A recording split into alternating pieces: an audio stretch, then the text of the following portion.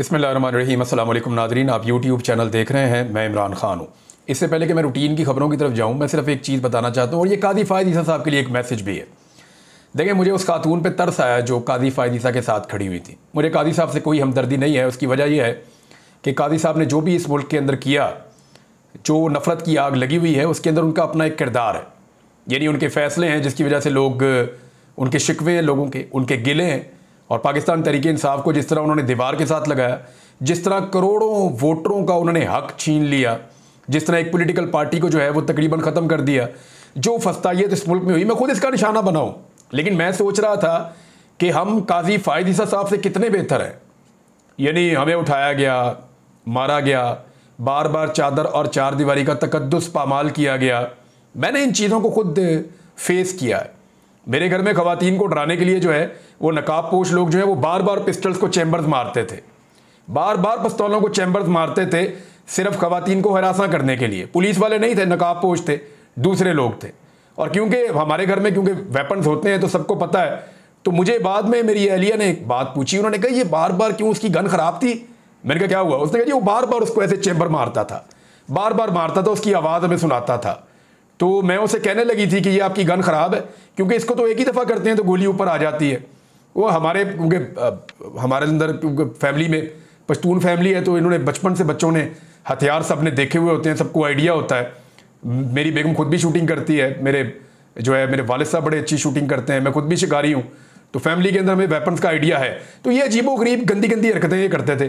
घर के अंदर चोरियां की इन्होंने, जब भी आते हैं लाखों रुपए का सामान खराब कर जाते हैं और लाखों रुपए का जाते हुए साथ ले जाते हैं। ये जुल्म, तशद्दुद, हमारे घर की खवातीन और बच्चों को जितना हरासा किया गया और जो पाकिस्तान के अंदर हुआ, तो काजी साहब पाकिस्तानी तो आपसे बहुत बेहतर हैं। यानी अगर हमें ये, मेरा पहला रिएक्शन ये था कि यार साथ औरत खड़ी हुई है तो इस औरत के दिल पे क्या गुजर रही होगी। मुझे तरस आया काजी साहब के साथ जो औरत खड़ी हुई थी, सिर्फ इतना ही मामला था। लेकिन जो पाकिस्तानियों के साथ हुआ, और काजी साहब you are responsible for this, क्योंकि आपकी जिम्मेदारी थी कि आपने इंसानी हुकूक का तहफ़्फ़ुज़ करना था। आपकी जिम्मेदारी थी कि आपने जुल्म को, फस्तायत को और जबर को रोकना था। लेकिन आप खामोश रहे, बल्कि ना सिर्फ खामोश रहे, बल्कि जितनी आवाज़ें उनके खिलाफ उठाई गई, उन आवाज़ों को सुनने से आपने साफ इनकार कर दिया। मैं चिल्लाता रहा, बार बार कहता रहा कि कादी साहब मुझे बुलाएं, मुझे बुलाकर पूछें। और आप अपनी अदालत में खड़े होकर क्या कह रहे थे? आप कह रहे थे कौन है इमरान रियाज। तो कादी साहब मैं आपको बताता हूं कि मुझे जिन इदारों ने उठाया था और जिन्होंने मुझे गायब किया था, उन्होंने मुझे कहा था कि जब हमारा चीफ जस्टिस आएगा जो हमारी बात सुनेगा तो हम तुझे छोड़ देंगे। मौजूदा चीफ जस्टिस के होते हुए तुझे इसलिए नहीं छोड़ सकते कि हम ये रिस्क नहीं ले सकते कि वो बुलाकर पूछेगा कि ये बंदा कहां गया था और इतना जबर और जुल्म इसके ऊपर हुआ तो कौन रिस्पॉन्सिबल है। तो कादी साहब आपके ऊपर इतना भरोसा था उन रियासती इदारों को जिन्होंने मुझे अगवा किया, मुझ पे तशद्दुद किया, मेरे और मेरे घर वालों के लिए 5 महीने तक अजियत का बाइस बने रहे। कादी साहब आप ही के दौर में मुझे एहराम समेत हज पे जाते हुए रोका गया और आपकी अदालत के फैसले को जूते की नोक पर रखा गया। आप नहीं जागे, आप नहीं जागे। हम आपसे बहुत बेहतर हैं, हमारी इखलाकियात भी आपसे बहुत बेहतर है और मेरे ख्याल में हमारा रवैया भी आपसे बहुत बेहतर है। कादी साहब से किसी किस्म की कोई हमदर्दी नहीं है, मैं फिर आपको ये कह रहा हूं। लेकिन सिर्फ पहला रिएक्शन मेरा ये था कि यार ये साथ औरत खड़ी हुई है तो ये अच्छा नहीं लगता, बस इतना सा था।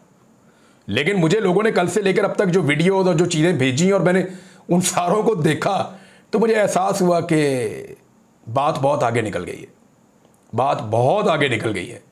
और ये बात लोगों की वजह से आगे नहीं निकली, जो इस मुल्क में लोगों के साथ किया गया है उसकी वजह से ये बात बहुत आगे निकल गई है।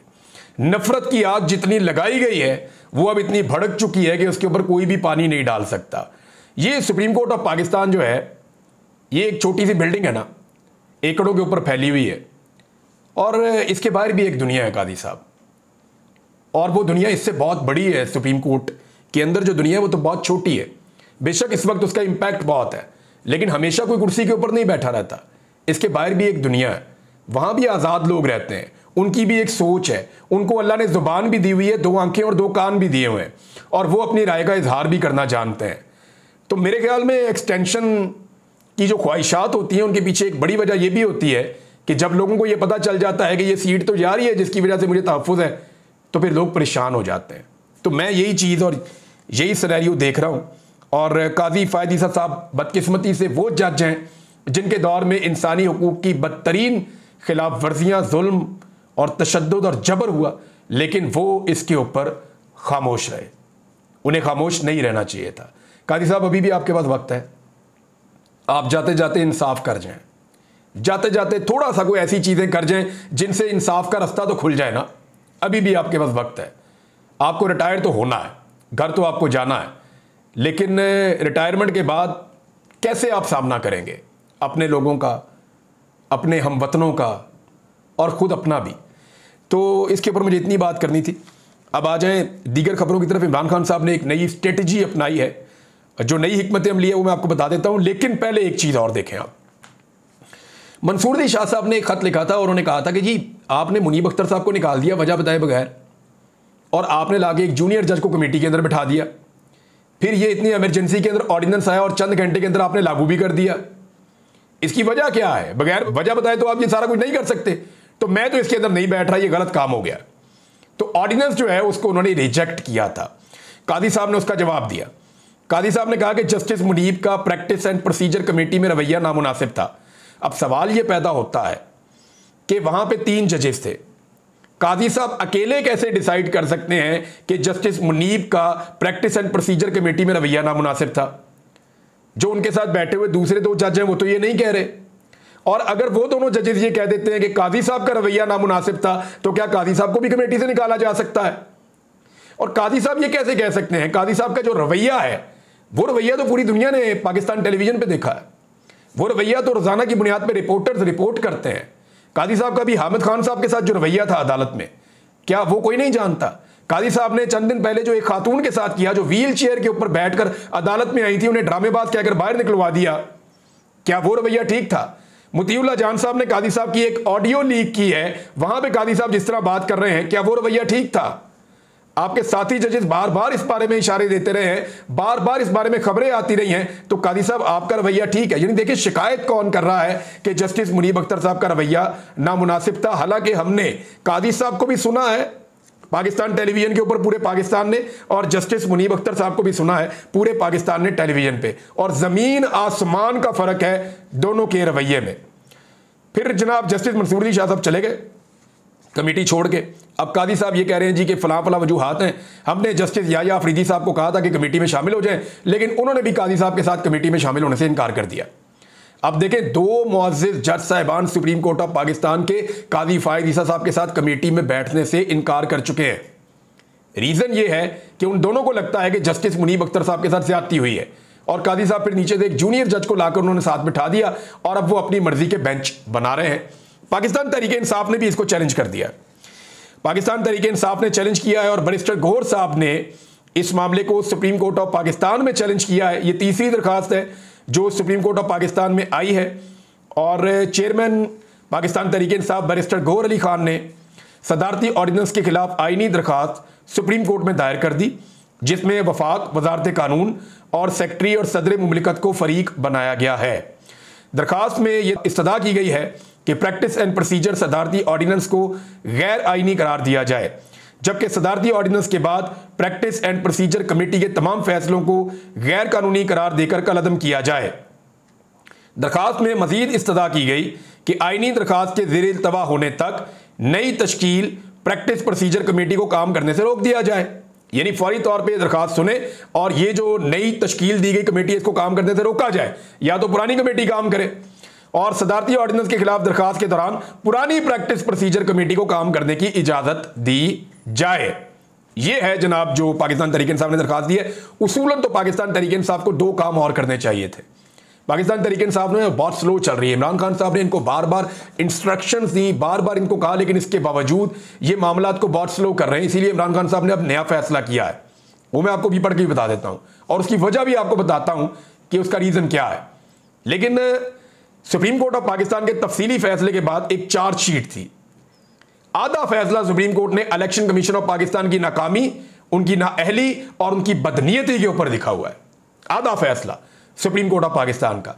उस फैसले की बुनियाद पे पाकिस्तान तहरीक इंसाफ को, क्योंकि पाकिस्तान तहरीक इंसाफ को मार पड़ी है ना, जुल्म और ज्यादती तो उनके साथ हुई है, मैंडेट चोरी पाकिस्तान तहरीक इंसाफ का हुआ है, और इलेक्शन कमीशन ने इसके अंदर काम किया है। तो इलेक्शन कमीशन के खिलाफ पूरी chargesheet supreme court of Pakistan के फुल कोर्ट ने दे दी है।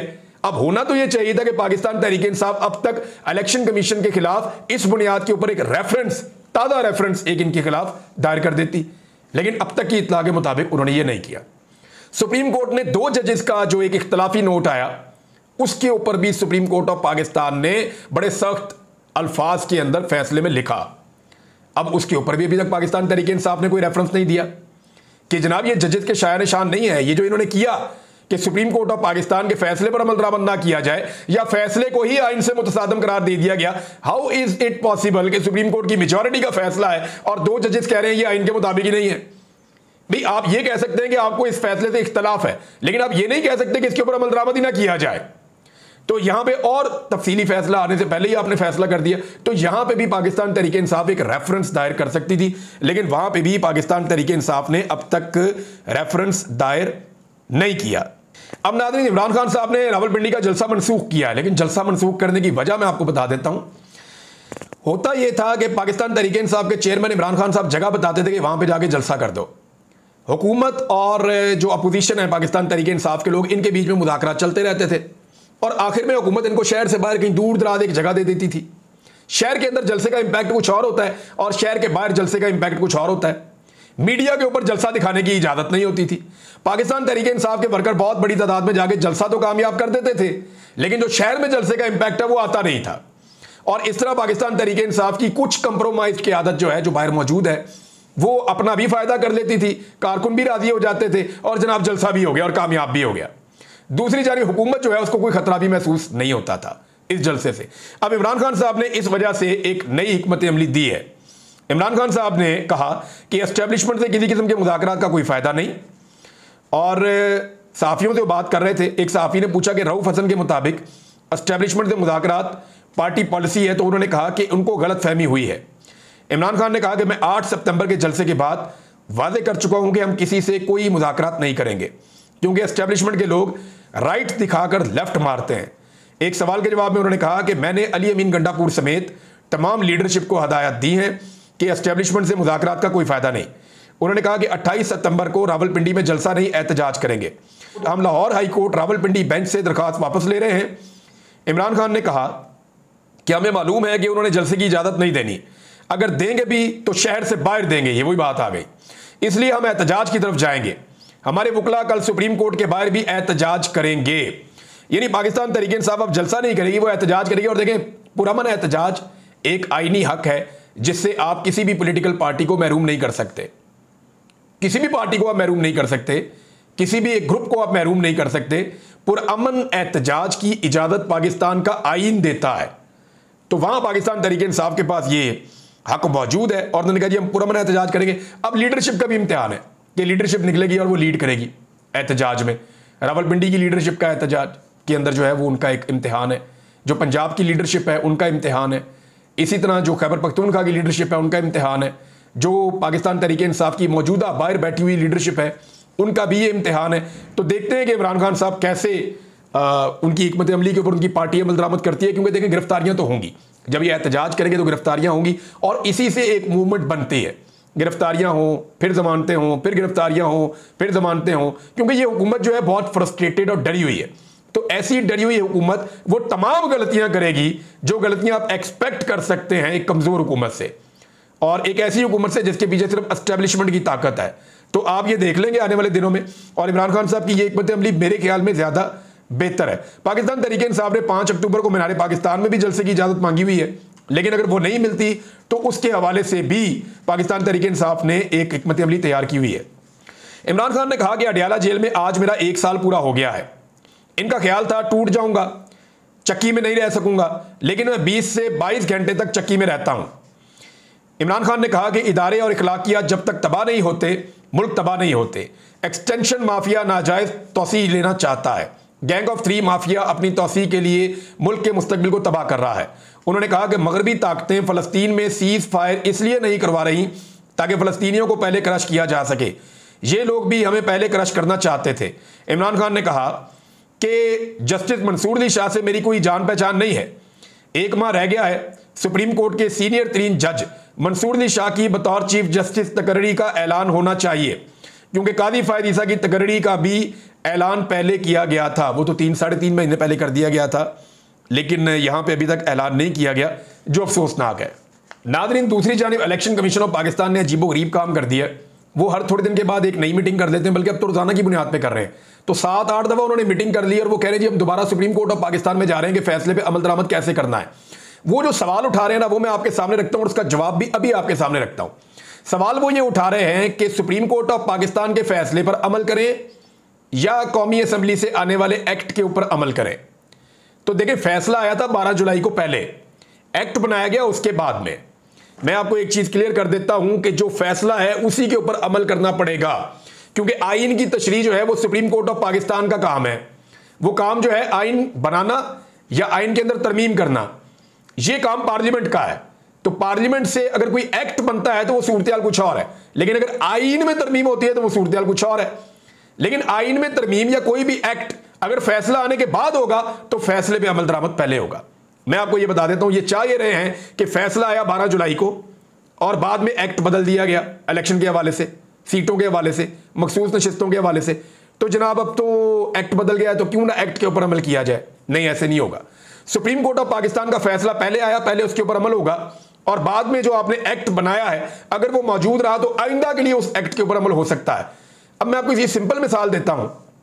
फर्ज करें हुकूमत पाकिस्तान को एक फैसला पसंद नहीं आया, कोई एक फैसला है हुकूमत को पसंद नहीं आया, सुप्रीम कोर्ट ने या अदालत ने कहीं से फैसला दिया, तो वो एक एक्ट बना ले और वो ये कहे जी इसका इतलाक जो है माजी से कर रहे हैं, तो वो जो फैसला था वो फारग हो गया।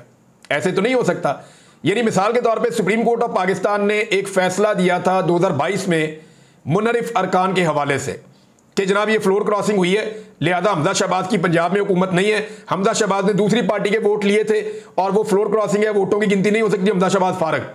तो उस वक्त हुकूमत ये करती कि एक कानून बना लेती, एक एक्ट बना लेती और वो ये कहती नहीं जी नहीं, ये वोट काउंट होंगे, और पिछली तारीख से उसको लागू करके फैसले पे अमल दरामद ना करते और जबरदस्ती पंजाब में हमजा शहबाज को वजीर आला बरकरार रखते।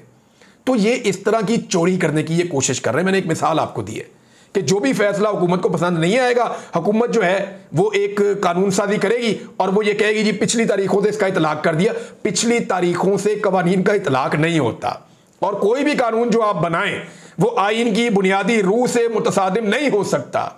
तो आप आइन से टकराव वाले रूल्स बना रहे हैं।